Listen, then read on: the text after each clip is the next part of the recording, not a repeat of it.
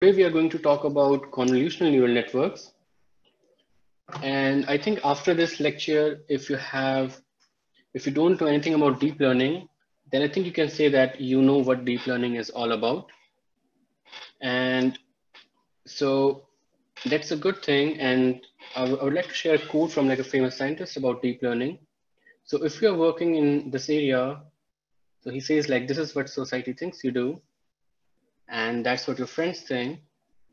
And other computer scientists think like you're paid like a lot of money, and that's kind of true because like there are many grad students who graduate like do the PhD and they are being offered like millions of dollars per year. And this is like the view from a mathematician point of view, because they don't do like a lot of theory and a lot of mathematics. So they think like it's just an application and anyone can like do that. And this is like, if you know this guy, you feel like you are this person. And this is a famous scientist, Jan LeCun. He's like, I think, one of the expert in this area, deep learning and machine learning. He's a professor in New York University.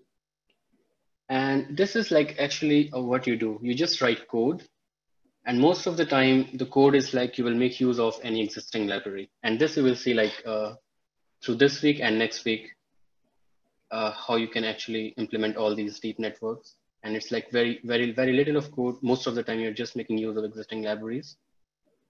And okay, so let me motivate you a bit further. Now, one of the problems which we discussed, I think in the introductory lecture, was depth estimation from RGB image, or it could be RGB video.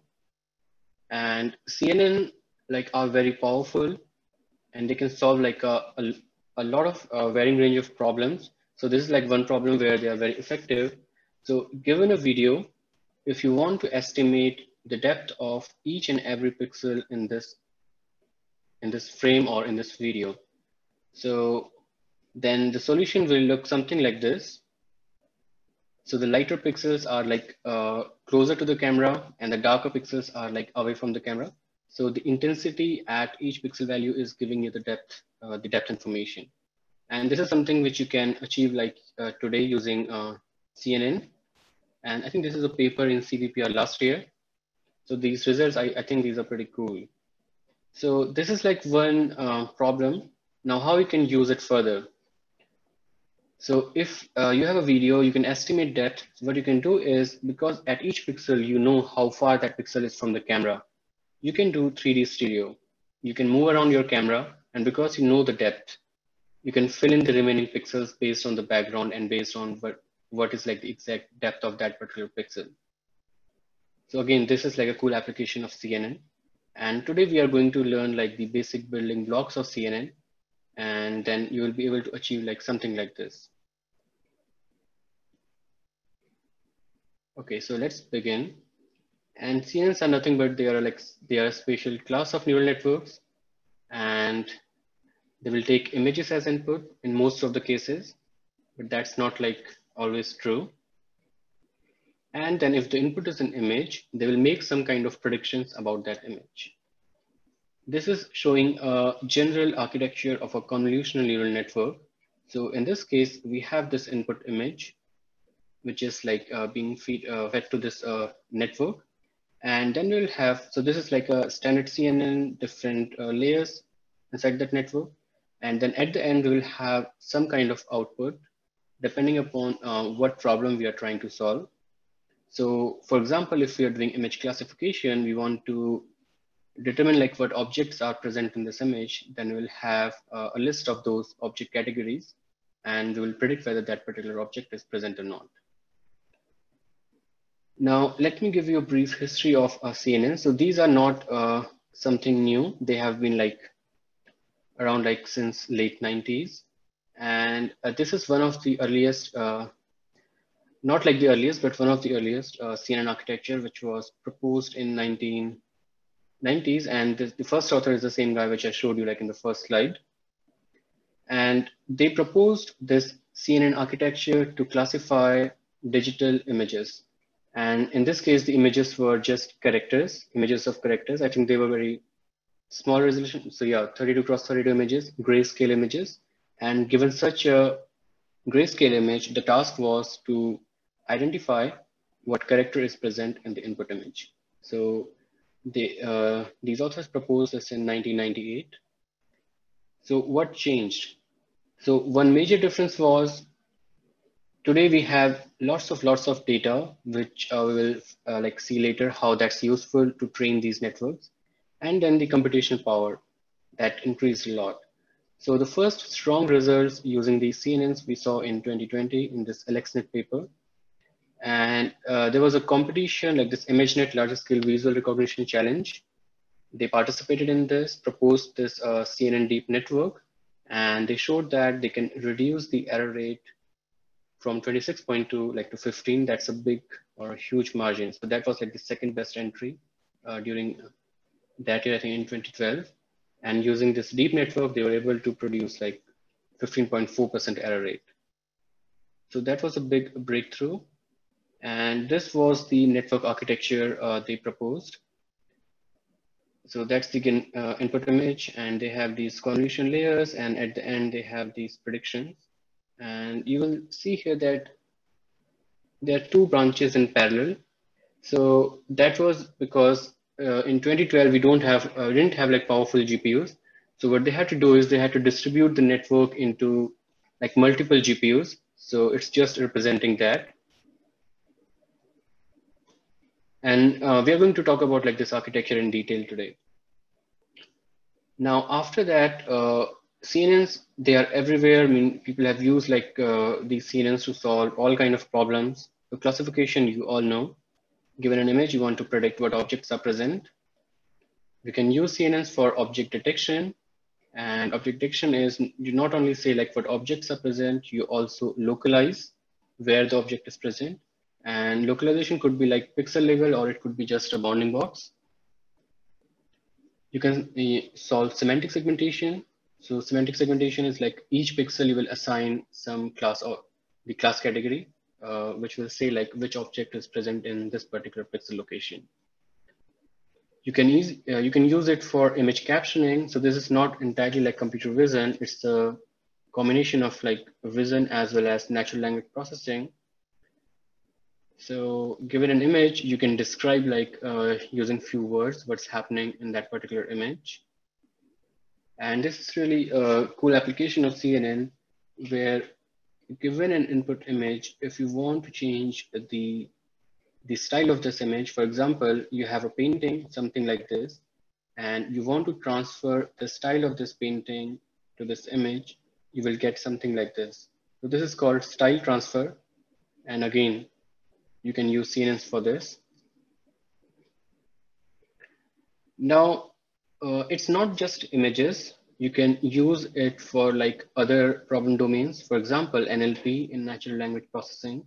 So if you have to classify some sentence, then also CNNs are useful. What you have to do is, given a sentence, so you'll have some set of words. Each word you will convert to a vector. And if you will represent those vectors like in several rows, that will give you a matrix. And you can treat this as a image and perform CNN operation or like use a CNN to do classification of this, this word map. You can use this for audio as well, for speech recognition, because audio you can represent like as spectrograms, and this is an image. So again, this will be image classification, but in fact, you are solving speech recognition. Now, as long as you can transform your data into a matrix format, then you can use these CNNs. So it could be 2D format, but it's not like a hard constraint that you have to have like 2D. It could be just one-dimensional, for example, audio or EEG signals. So in that case, instead of 2D convolution, you will have 1D convolution. And then we have videos. So video have temporal extent as well, right? Apart from the spatial extent. So instead of 2D convolutions, you can use 3D convolutions to like solve problems in the video domain. Now, that's like the different problems which you can solve. Now, before going deep into the CNNs, let's see like what kind of background we have already covered, which will be relevant to CNNs. Now, this is a general CNN architecture, as I described before. You have an image, and this is your network architecture, and then you'll have some kind of predictions. All right.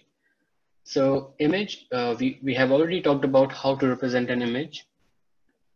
So, given an grayscale or RGB image, you can easily convert that to a 2D map, right? So if it's a RGB, then you will have 3 such channels, and you will have some resolution for each channel. It could be like n rows times n columns. So you have 3 different matrices, and each matrix will represent one channel, or if it's grayscale, you will have just one channel. So that's how you represent your images, and that will be input to your CNN. Now, so this is the core network, and there are multiple layers. You can see convolutions, then you have subsampling, and we're going to talk about this. You have feature maps in this network, and again like convolutions. So you'll have multiple convolution layers, and at the end you are going to get these features, and we're going to talk about this as well. And these features are passed to a fully connected layer, which will predict the output. So let's see what kind of background we need to understand this center block of this network. So if you recap, we have covered filtering, and where the idea was you were trying to compute a function which is based on a local neighborhood of each pixel location. So that's very much relevant. So given an image, if you apply your filter, that will give you some output. So you will see how the convolution layer will make use of this kind of operation. And so for each pixel location, the output will be a linear combination of all the surrounding pixels and the pixel itself based on what kind of kernel you are using. So for filtering, you will have an image, you will have a kernel, or you also call this a filter. Then you apply this filter at any pixel location, do this element-wise multiplication, then sum those values, normalize it, and update the pixel value. So this is the main operation which you will see is the core of a convolutional neural network. And we have seen that we can perform this kind of operation using correlation. That's the function for correlation. So if you have a filter, if you have an image, you can just do element-wise multiplication and sum up those values. Okay. And then we also talked about convolution operation itself. And the idea here was you just rotate your filter by 180 degrees, and then it's the same operation. Okay. In the last lecture, we covered Sobel Edge Detector. So it's fine that in Edge Detector, we make use of mask for derivatives, right? But at the end, if you combine your smoothing filter with the derivative mask, it's giving you this matrix, and you can treat this matrix as a filter because this is just 3x3 matrix, right? And you have values here. So this can be considered as a filter. And what you do is just apply this filter on your input image, which gives you edges. And it's fine that for the specific to edges, but it could be anything else depending upon what filter you have. So that's another example of filtering. So that was all that filtering which you will require to understand these convolution operations in these layers. Now, if you have noticed that you have a fully connected layer at the end, which is going to predict if it's classification, it's going to predict what objects are present in this image. Now, if you recall from, I think last week, we talked about multiple layer perceptron, this MLP, which is also called this fully connected layer, and also feed forward neural network.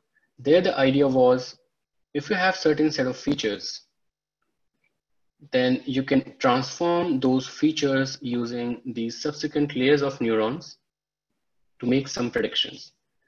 Now, the fully connected layer you have here is exactly that MLP, and the features which are extracted by the CNN are passed to that MLP to make predictions. All right. Now, this is something which you also covered last week.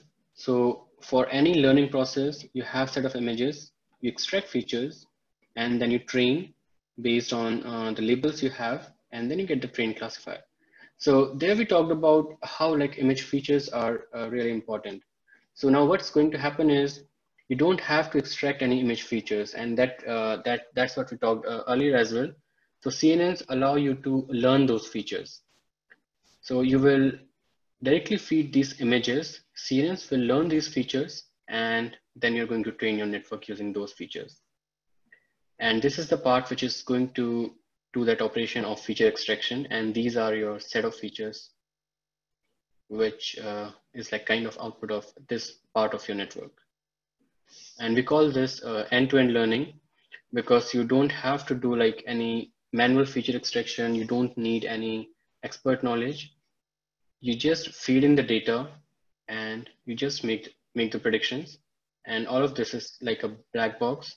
You will train this network and everything will be learned. So that's why it's called end-to-end learning. Now, a quick comparison between neural network and CNN. So this, I think we talked about last week as well.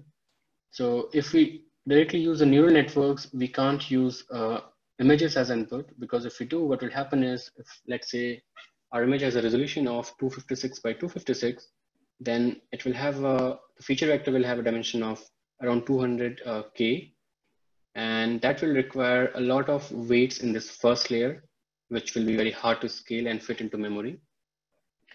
And that's where like CNN plays an important role. You can use like input images of like bigger resolutions. It doesn't matter. And it operates in volume. We will see that. And this is happening because you're sharing weights across different spatial locations, which tries to limit like the number of parameters you have in your network. Okay, let's try to understand what are the fundamental operations which are being performed in this CNNs. So this is like convolution is that operation, and it's the core building block of any CNN network which you will develop. So one good property of this is it tries to preserve like the spatial structure which you have in your input image. So for example, if you have your input image of size 32 cross 32 cross 3, so this is an RGB image. You have 3 different channels, each channel for either R, G, or B. And the spatial resolution of this image is 32 cross 32, which means that it has 32 pixels along this height and 32 pixels along this width. And let's say this is an input to your CNN. Now, what you do is you need a filter, and this filter will have some size. We'll talk about that, what the size should be. For let's just consider you have a filter of size 3 cross 3 cross 3. Now, what you will do is you will apply this filter at a pixel location in the input image. Okay, so this is normal filtering, which you all know.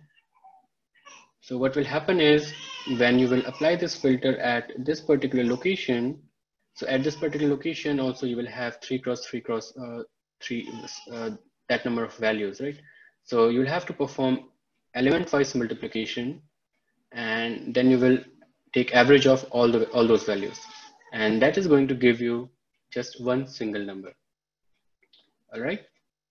Now, one thing to note is this filter has like 3 dimensions, right? So 3 cross 3, that's the spatial dimension. So what's the spatial extent, like for how many pixels this filter is going to be applied? And the third dimension 3 is like the depth of the filter, and this depth will be aligned with the depth of the input image. All right, so it should match with like the last dimension of your filter. So if your input image has depth 3, then it should be 3. And you will see later on, like it doesn't have to be 3. If it's like any intermediate convolution layer in your network, then this could be like any number. But again, if you're applying your filter, that number should match like the third digit here in your filter. And these first 2 digits are only indicating like what's the spatial extent of that filter. All right. So essentially, you apply this filter at this location, you get just one number. Now, if you will apply the same filter at all the possible locations in this input image, you will get like lots of values. Right? So For each position, you will get one number. Now, if you will arrange those numbers in form of a feature map, so we call this feature map or activation map, then you are going to get these features which will have a resolution of 30 cross 30, and the depth will be 1, because for each pixel location, this depth map matches exactly like the depth of the input. So in the depth, you are only going to get one number, but in the spatial extent, you will get 30 cross 30. All right.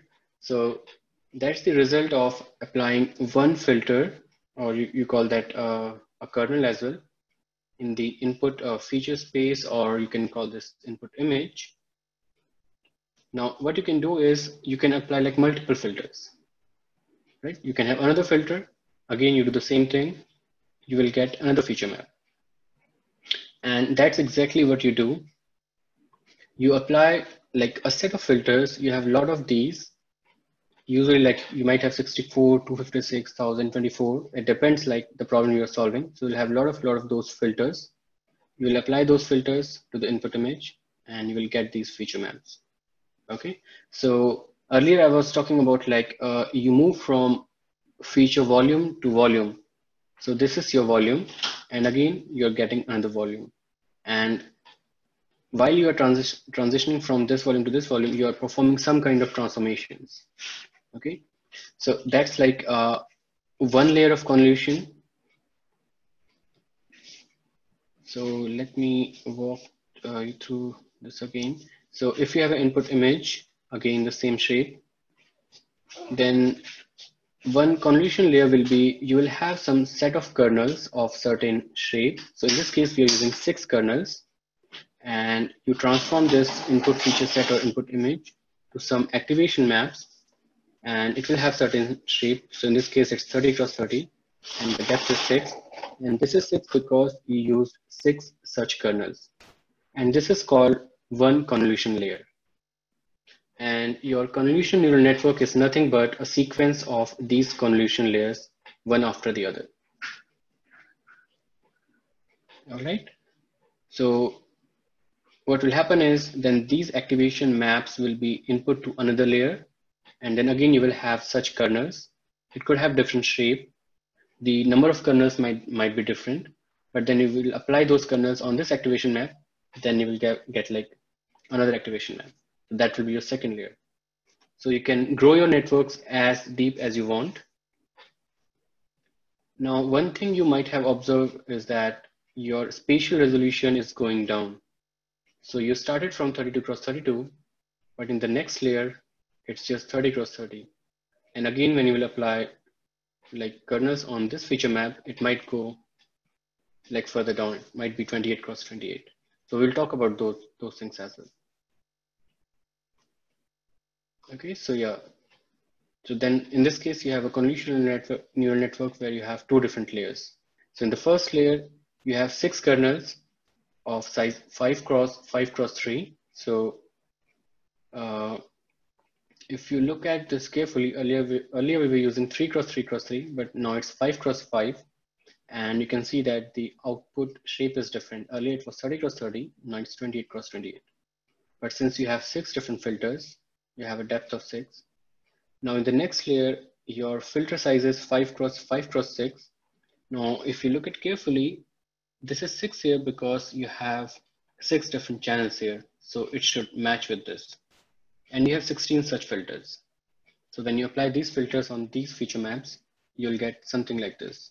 So you can see that you have 16 different activation maps. And the spatial resolution reduces from 28 to 24. Okay, so I think there is a question. Okay, so Jacob is asking, what is the advantage of using that many filters? Yeah, we'll come to that. That's a very interesting question. We are going to discuss that.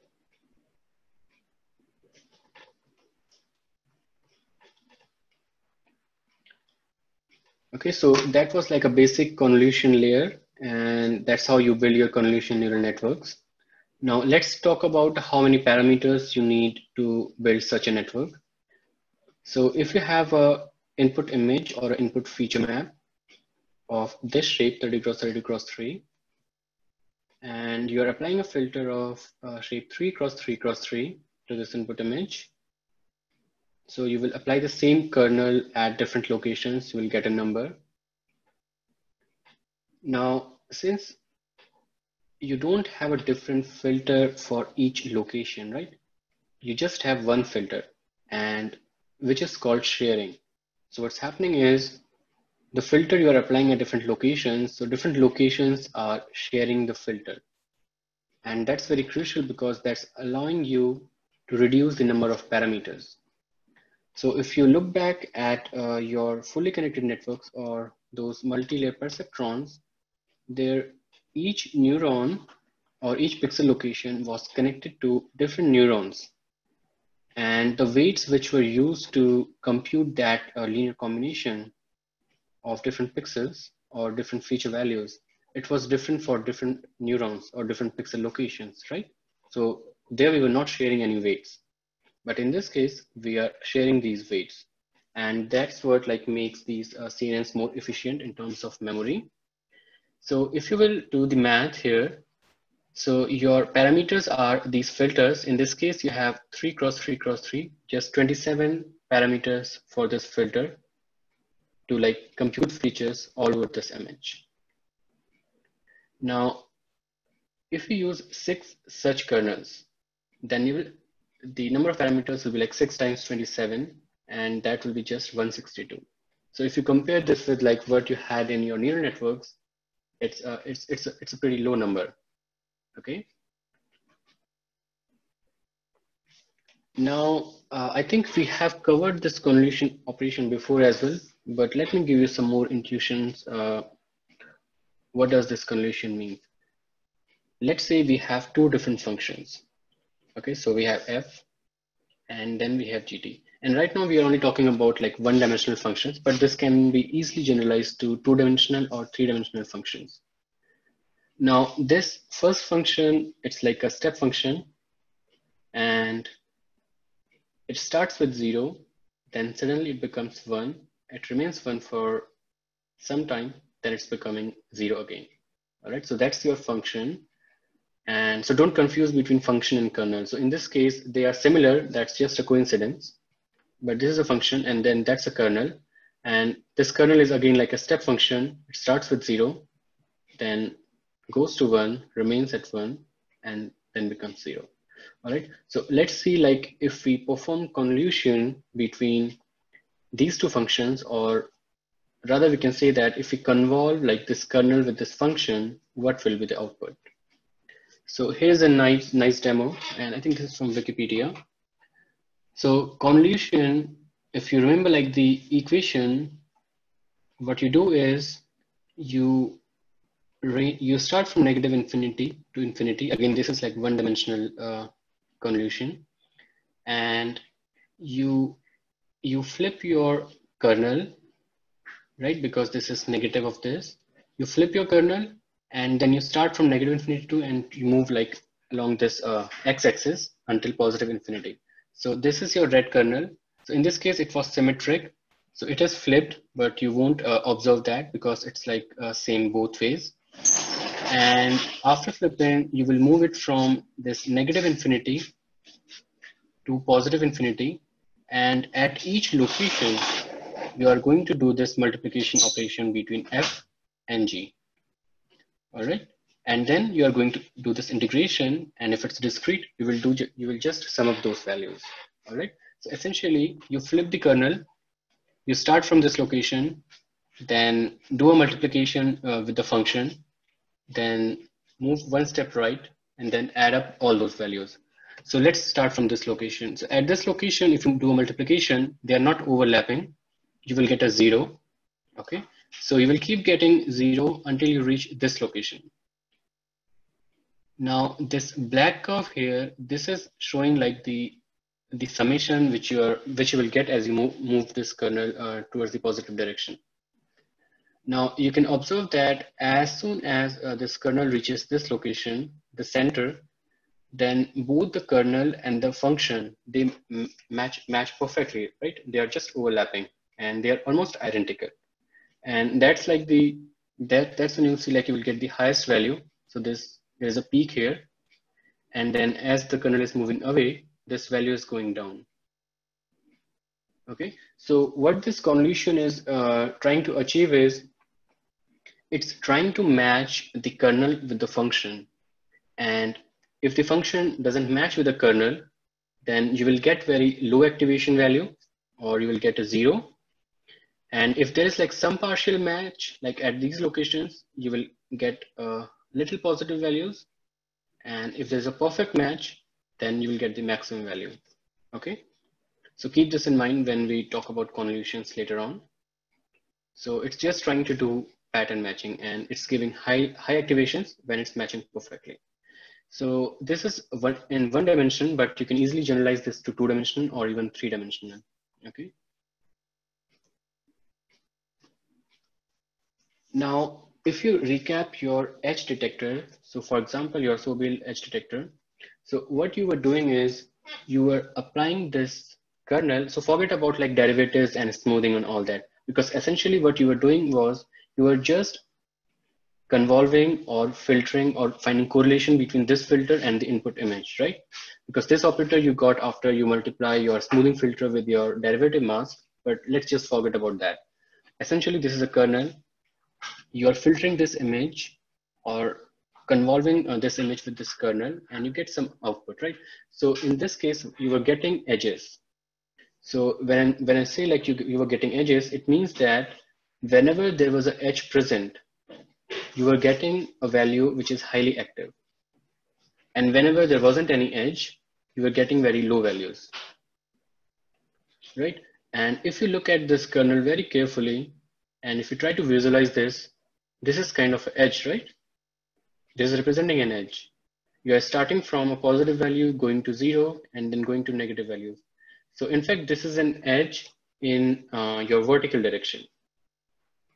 And this is an edge in your horizontal direction. Now, if you like reflect this back like to the convolution operation which we just discussed, what will happen is if you will have a kernel which represents your vertical edge and you will perform convolution on the image, what's going to happen is whenever you will have vertical edges in your image, you will get very highly active values, right? Your activation values will be higher. And if there is no vertical edge, then you will get like values close to 0.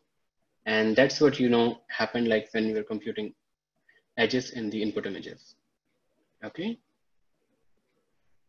So this is like all the edges which are in the vertical direction, all the edges in the horizontal direction. And you can see that whenever you have those kind of edges, it's highly active. Otherwise, it's close to 0. So you were already doing this convolution when you were performing edge detection. Now let's see like another demo. So this is your input image, and you have like values like 0s and 1s. And for example, if you have a filter, in this case, you have a filter, you can see this is a cross here, a multiplication sign maybe, and everywhere else we have 0s. Now, what you will do is you will apply this filter on this image, similar to like when you were studying filtering, and you will do element-wise multiplication, sum of those values, so you get 4, right? Then you will shift it towards the right. Again, you will do element-wise multiplication. This will give you a 3. Because in this case, I think just these 3 values are matching. The others are not. And you can do that like for all the locations. And that's your output. So this is exactly what's happening in your convolutional neural network when you are applying your CNN filters to your input image or your input feature map. You have input, you have a filter, you do this operation at each location, you get the output. Okay. Now, let's see like another example. This is a more concrete example. I mean, if it's not clear to you, I think this is going to make it more clear. So let's say you have an input image, something like this. All right, so you can represent this image as in form of pixel, which will be something like this. So you have ones along these pixel locations and these pixel locations, and everywhere else it's 0. So this filter or this image represent this particular image, right? Now, all right. So in this case, this is a filter, for example.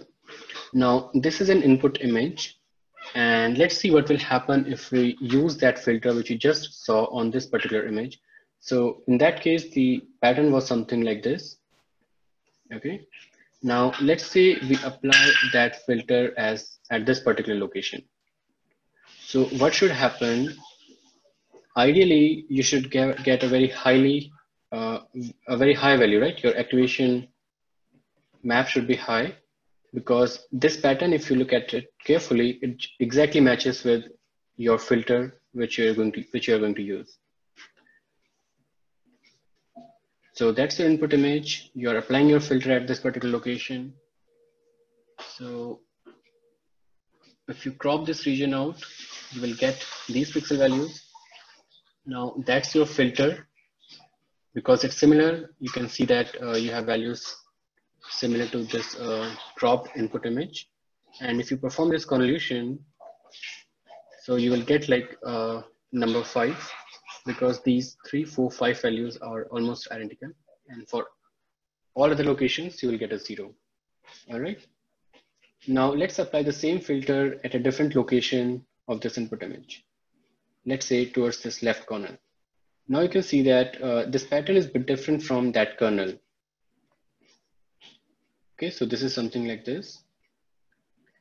Now, this pattern you can represent using pixel values. It will be something like this. All right, so all of these are 1s, the others are 0. And that's your kernel, which is something like this. Now, if you perform the convolution, you will see that only one of the pixel locations I think will match. So you will get just a 1. So this shows like what your convolution operation is trying to do. If the shape of the kernel matches with the patch of the input image or to the location where you are actually performing the convolution, then you will get values which are pretty high. And if it doesn't match, you will get low values. All right.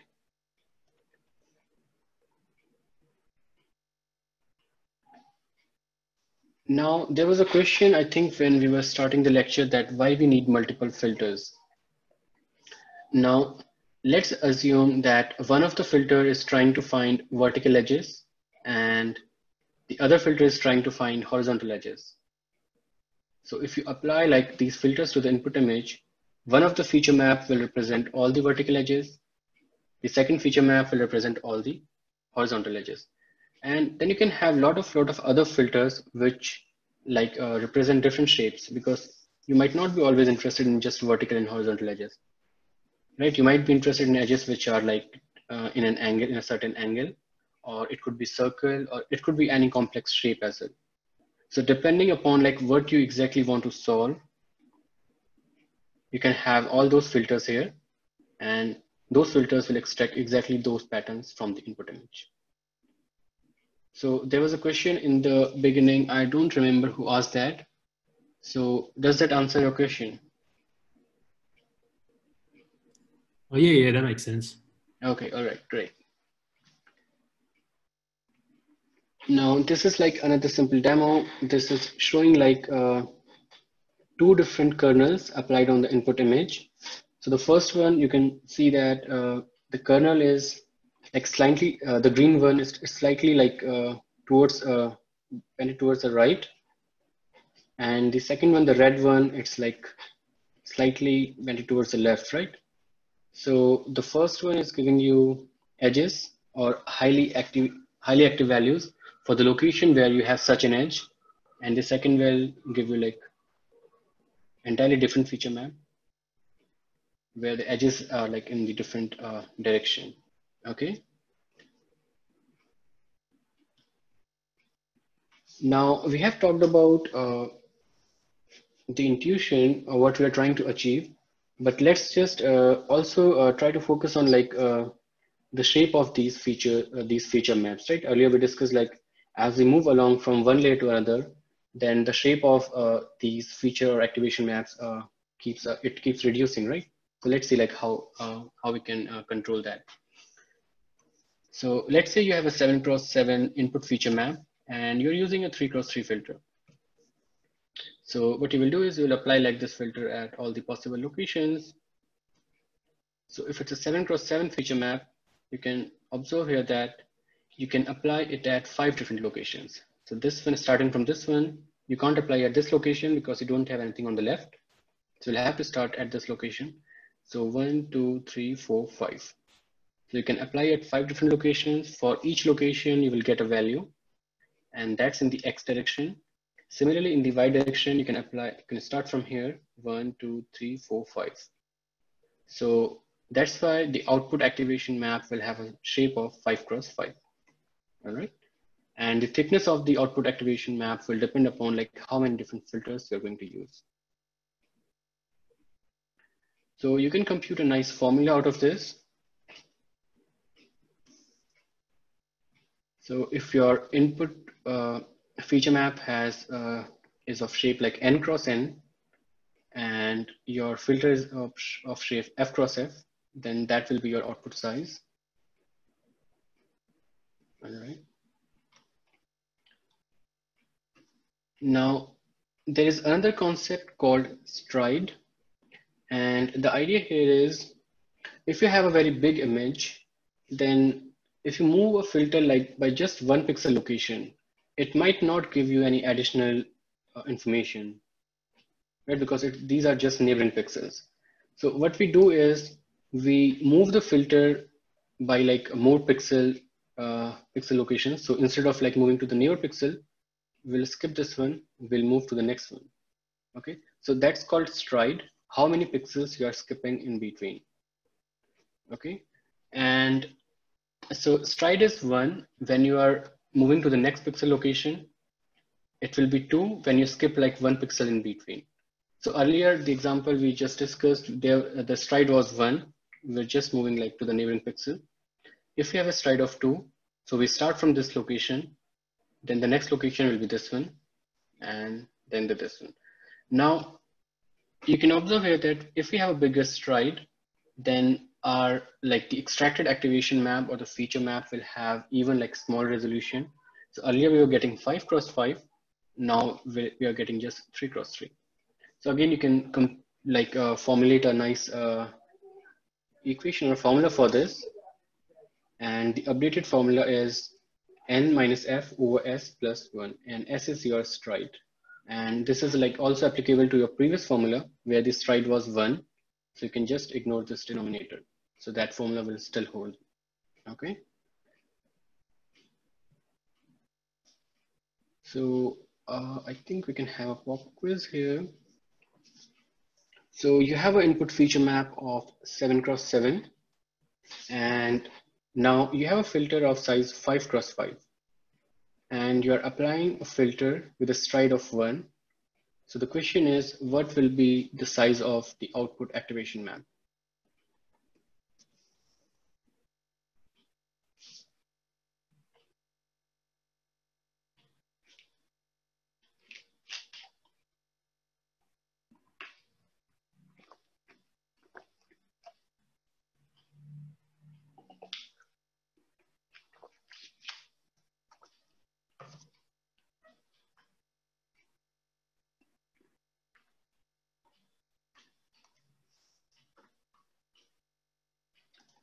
Okay, so that's 30 seconds. Let me put a chat here.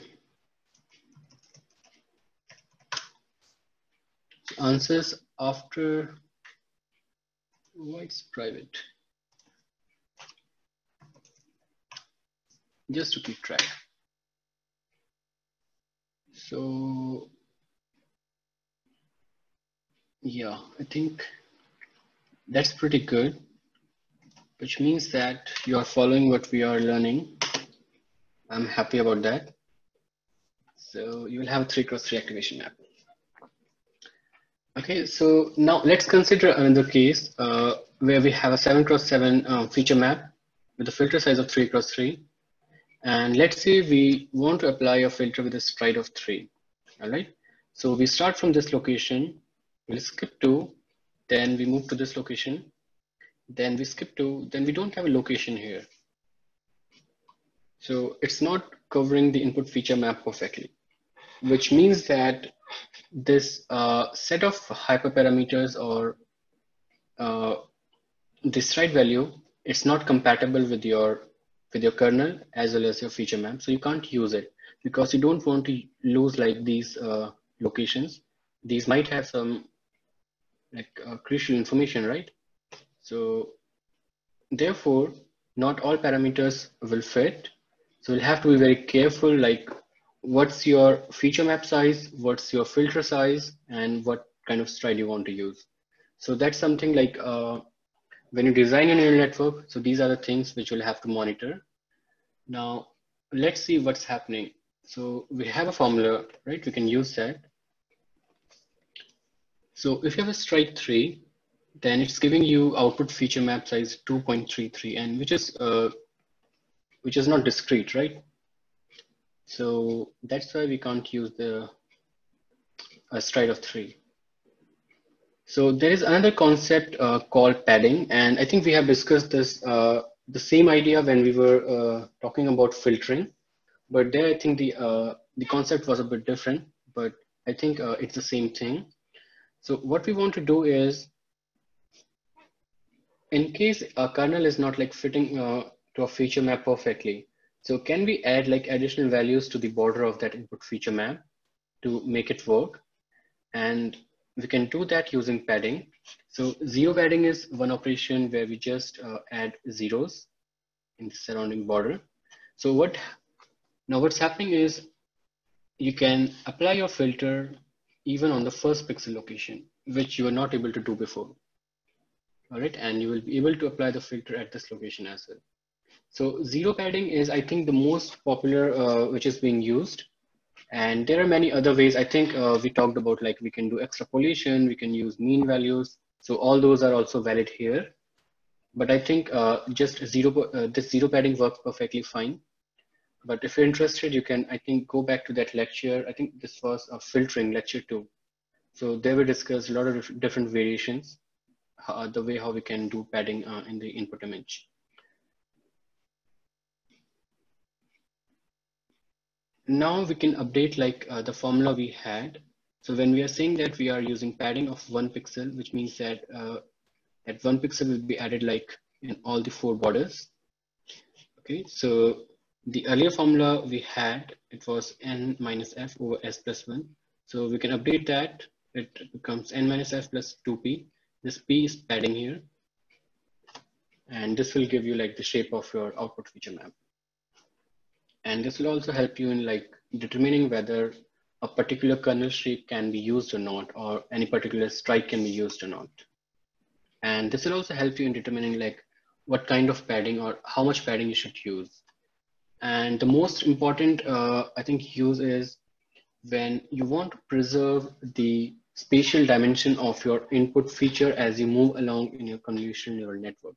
So let's say you start with a feature map of size 32 cross 32. And what you want is, you don't want to reduce that spatial extent. You want to keep that 32 cross 32 in the next layer as well. So in that case, what will happen is you already know the shape of your output activation map, all right, because you want to keep it same. Then all you can do is, if you know the kernel size and you know the stride and you know the input feature map, right, you can just solve this equation for this P, which will tell you like how much padding you will need for that. And for, I think, 3 cross 3 kernels, it will always be 1. But if you increase your kernel size, it will change like according to that. Okay, so yeah, this is like the same thing which I just discussed. You can solve the equation for P. Now, that was padding. Another interesting operation is pooling. So padding, one of the popular use was like when you want to preserve your spatial extent. Pooling is a bit different. The idea here is you want to reduce your spatial extent, or you want to save memory or reduce your parameters. And there are many other insights to this pooling operation as well, apart from just like reducing the feature map. And it helps you in, so one of those is like it helps you in making your network invariant to like small translations in your input image. So for example, you have certain shape in your input image, let's say a triangle, right? If you move the position of that triangle, then when you will apply some kernel on those pixel values, then the output activation will also move, right? But if you perform pooling operation, what you're doing is you are pooling the activation values from like a neighborhood. So even if your triangle or whatever shape you had, it moved, you will still cache that activation. So I think there is a question. Yeah, that's time's up. It was 30 seconds. Sorry about that. Okay, so pooling operation is something like this. So if you have a feature map, it's like a 4x4, and there can be different types of pooling operation. There could be max pooling, there could be average pooling, there could be median pooling. So by max pooling, we mean we'll take the maximum value at this particular location. So in this case, it's 20. All right, we just pick that value. Now, in pooling as well, we have kernel size and we also have stride. So in this case, our kernel size is 2x2. All right. And our stride is again, our stride is also 2. So we are moving like 2 steps ahead. So we put the kernel here. We got 20 using max pooling. We use the stride of 2. So we skip this one, moved at this location. Then the max value here is 30. All right. Similarly, here it's 112. Sorry, 112 and 37 here. So that's max pooling. Now, similarly, you can have average pooling. In this case, you will just take average of all these activations. All right, you can do the math. That's easy. Now, so I was explaining to you like how this is helping in making your network invariance to translations. So let's say if you had some pattern in your input image and you got like a very high activation, 20 in this case. So it doesn't matter where that shape was. If it was like in a pixel location which gave you this, then still you will cache this value. But if it was a different location, maybe towards its left, and it wasn't cached because of this shifting, even in that case, you will get this 20 because you are just doing max pooling, right? So that's how like your this pooling is helping you in making your network translation invariant. Now, another use is like, as I said, it makes your representation smaller. And the way it works is it works like on each activation map independently. So let's say you have this activation map 224 to 224, 64. So this is the spatial extent. This is like the number of channels, or we also call this like depth of your feature map. So you will apply this max pooling to each of these activation maps independently. So for example, if you extract this activation map, it might be something like this. Then you will just perform downsampling 112, 112, and this downsampling will depend upon like what kind of pooling operation you're doing. If it's average pooling, you will just take average. If it's mean pooling, you will take mean of it. If it's median, you will take the median value. And also, you will have to be careful about like what should be your kernel size and what should be your stride, because that will define like what will be the output of the like this resized or downsampled activation map. Okay, and you can use the same formula which we just discussed for convolution. That formula will also hold here because you have the same concept, you have the kernel, you have the stride, and it's just like the operation is different. All right, and then you can put it back here and you can do that for all the activation maps. You will get like a downsized version or the downsampled version of this feature map.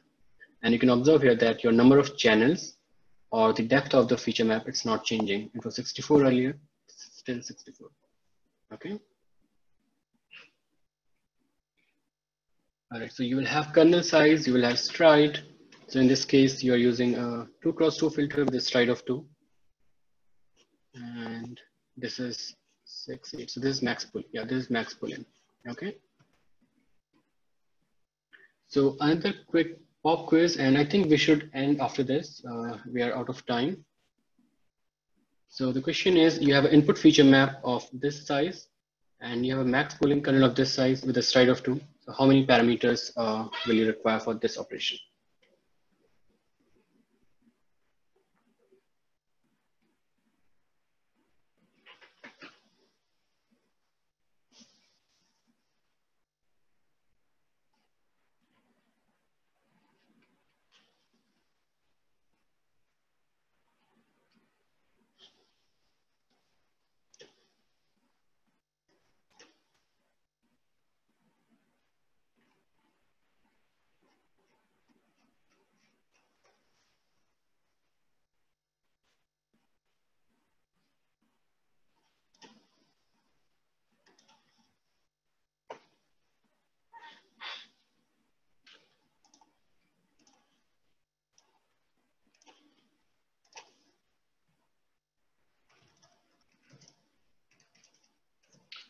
Okay, so it's good. All of you are following. I'm again happy.